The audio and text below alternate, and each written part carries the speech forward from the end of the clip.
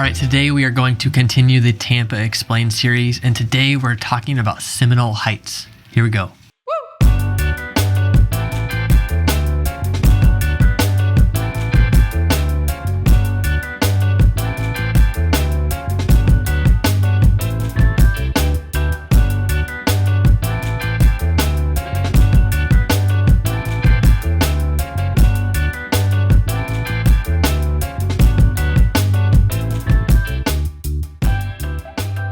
I'm Sam, and thanks for coming by the Living in Tampa channel, where every single week we make videos about what it's like to live and move to the Tampa, Florida area. If that's something you want to follow along with, don't forget to subscribe down below. I'm also a licensed realtor in the state of Florida, so if you have any real estate specific questions, don't hesitate to reach out. My phone number and email are right there on the screen. You can call, text, or email. Okay, so today we're talking about Seminole Heights and some of the surrounding areas, because some of the surrounding areas are just as significant as Seminole Heights.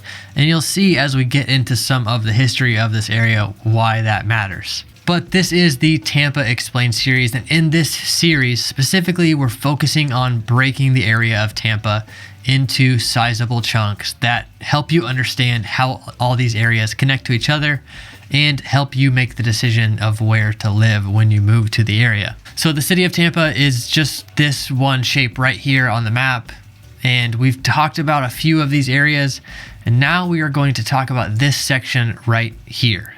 This section along the west kind of runs along the Hillsborough River and then goes all the way over to 40th Street, which is kind of the eastern border of the Tampa proper area. And in this Tampa Explained series, we've focused around the same criteria for each of these areas. And that will become even more important as we get into the suburbs and continue covering this criteria and this structure. So the criteria is number 1, proximity, number 2, style, number 3, size, and number 4, cost. And I want to go through these first and then get into some of the history of the area, because you might be here just for these criteria, and that's fine. Okay, so back to the map. This whole area that we're discussing is kind of the west and north borders are shaped by the Hillsborough River. The southern border is MLK, and then the eastern border is 40th Street. So you see this little section on the map. When it comes to proximity, this area is right in the middle of town. It's really close to everything. It's close to downtown. I mean, it's kind of on the other edge of town than the airport, but it's still only, 20 minutes from the airport, probably even with some traffic. And there's a bunch of ways to get across town. Very close to, places to shop and work and play. Okay, when it comes to the style of this area, these were some of the original suburbs of the Tampa area, really at the turn of the century, the beginning of the 20th century, and craftsman style was everything then. So there is tons and tons of craftsman style, American craftsman style bungalows, kind of one after the next. And a lot of these have been restored and they are really beautiful. And so if you want that kind of a style, that kind of an old house, this is a really good spot. When we talk about size, this area is part of the city of Tampa, but this area on its own is about 50,000 people. So it's not as densely populated as some other areas of the city, but it still feels pretty dense. Related to size, let's talk about the size of the houses a little bit too, because a lot of these were built so long ago. They were built pretty small. They were kind of set on these predefined sizes. We'll get into some of that later in the history, but a lot of these houses are pretty small, 1,000 square feet, sometimes even a little bit less, with some, having added a second story or having added on in the back or having added a mother-in-law suite or something like that. But a lot of these houses are really, really small. And that also influences the cost, because a lot of these houses are very small. They're not quite as expensive as the suburbs or as other parts of town that has bigger houses. So you can really kind of start the price range at about $250,000 in this area, maybe a little less if it's the kind of worse condition, but then they go up and up and up depending on if they're restored or maybe a house was torn down and a really interesting modern house was built. But kind of that floor of the area is right around $250,000 for a single family home. So in this area, Seminole Heights is known better for all kinds of reasons that we'll get into. But Tampa Heights was actually the first. It came first. So we're going to start with some of the history of that area known as Tampa Heights. This suburb was started in like the 1880s as the streetcar system started to be developed around the area. It was really developed from downtown up to Sulphur Springs, and so it passed right through this Heights area. And the Tampa Heights area, let's just look at the map. The boundary to the west being North Boulevard, to the north being MLK, to the south, the border is really just the downtown area, and to the east, Nebraska Avenue. So just this little section right here, that was really the first suburb of the area as people were needing to commute to downtown and to Ybor City to work. This was a really interesting suburban option. And since there was just built-in transportation, you didn't have to own a vehicle or a horse or any other mode of transportation. You could take the streetcars. It made it really attractive to families to live in these areas. The population of this little pocket is currently between 16 and 18,000, and it is like a national historic district. The style of homes is very similar in Tampa Heights as the rest of the area. A lot of turn-of-the-century craftsman bungalows.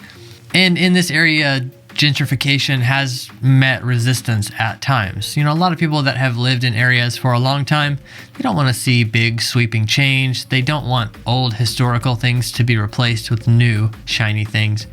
And there's probably other reasons to oppose gentrification. I don't want to just simplify it to that. There are obviously racial tensions and all kinds of things linked to gentrification that I'm not pretending to be an expert in.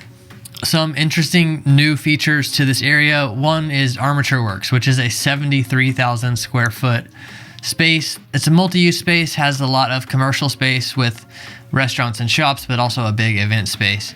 This actually used to be a storage place for the Tico streetcars that operated around the area. One building in the area that always stands out to me is the Tampa Free Public Library, which was built by a grant from Andrew Carnegie of $50,000 in 1915. And this is one of 10 libraries that Carnegie gave money to build in Florida. And another one that we covered was in West Tampa. So these historic libraries are very interesting to me, and it's very interesting that Carnegie was just giving money out to build these libraries. This building was rehabbed in 1999 and now operates as school district offices. Okay, Seminole Heights is a really similar in a lot of ways. It was a suburb that was built that, you know, connected to the city by streetcars, but it was started quite a bit later in 1919 by T. Roy Young. He had 40 acres in the area and knew that he could develop this because of the streetcar system that made transportation easy to and from jobs. He started to develop his 40 acres with bungalows that all were east-west oriented, and prices started on these at $5,000. And this area grew a lot during what was known as the Florida Bloom from 1919 to 1929. And in the midst of this time, a lot of businesses came to the area. As residents came, people realized they could come and open commercial space in the area as well. And residents opened their own commercial spaces on top of that. The population of Seminole Heights is currently like 24 to 25,000. And the boundary of this area, the west edge being the river, the Hillsborough River, and the north edge being the Hillsborough River as well. You can see how the border follows the river up here. The eastern border being 40th Street and the southern border being MLK, which on the other side of MLK is Ybor City and Tampa Heights. And just like Tampa Heights, this is a very historic area with bungalow after bungalow after bungalow. Houses are very unique in this area. A lot of them have been restored, and there are even Instagram pages dedicated to like the houses of the Heights, because people really like to follow along with the restoration of these historic homes, and they turn out really cool. I actually have a client staying in a short-term rental in that area, and he really, really likes the area, except for some of the uniqueness of some of the houses. So you get a lot of really beautifully restored homes, but then you also get some really funky ones that are like purple and pink and everything in between. The second half of the 20th century hit this area hard, saw a big decrease in property values and a big increase in crime. It's going the opposite direction now, with property values booming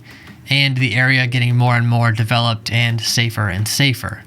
But this area did suffer and kind of stayed stagnant really after World War II all the way up to the 1990s. And now Seminole Heights is booming. It's even referenced sometimes as one of the best places in the US to buy an old home. This old house, you know, the TV show and the YouTube channel, and they do all kinds of stuff. They put it on their list as one of the best places to buy an old house in the US. On top of people restoring these older homes, Seminole Heights has become a dining destination for the Tampa area. This community that often is interested in these older kind of areas, in these very community engaged areas, is also into really good food. This has brought in a lot of unique dining to the area. I'm not going to go through and name a bunch of restaurants. There are a lot out there, and there's other videos dedicated to telling you the places to eat. But there's a lot of really good food and, you know, restaurants and bars and coffee shops and everything in between in these areas, and a lot of really locally owned and interesting places. The median age in this area is around 40 and maybe even a little younger. So that kind of shows you what the population is like. That's very young for an area in the US, especially in Florida, which we often think as kind of a retirement destination. This is a very young area. And this area is 70% owner occupied, meaning that the owner of the house lives there. They don't rent it out to someone else. In other videos, I've mentioned the parks in the Tampa area that my family and I really love, all the parks. And Seminole Heights is no stranger to that. They have the most riverfront parkland in the whole Tampa area. I mean, it helps that they have a lot of riverfront area, but they do take advantage of that by creating all these public spaces for the community. And there are some other areas that I'm lumping in with the Heights, places like Riverside Heights and Hampton Terrace, each their own kind of unique areas, but they're pretty small and just residential areas. They're very similar to Tampa Heights and Seminole Heights. For most people, this area is a place to visit. It's a place to go eat. It's a place to go check out some really cool historical houses. But if you want that old house, if you want a really young community, and if you want a very cool historic neighborhood, this is a really cool option. I hope that you found this information useful and that you're enjoying this whole Tampa Explained series. In the next section of Tampa Explained, we're going to hit the last area of Tampa proper, which is North Tampa, New Tampa, Tampa, this section right up here. And I hope you come back to check that one out. Again, if you have any real estate specific questions or needs, don't hesitate to reach out to me. My phone number and email are right there on the screen and also in the description down below. Thanks for coming by.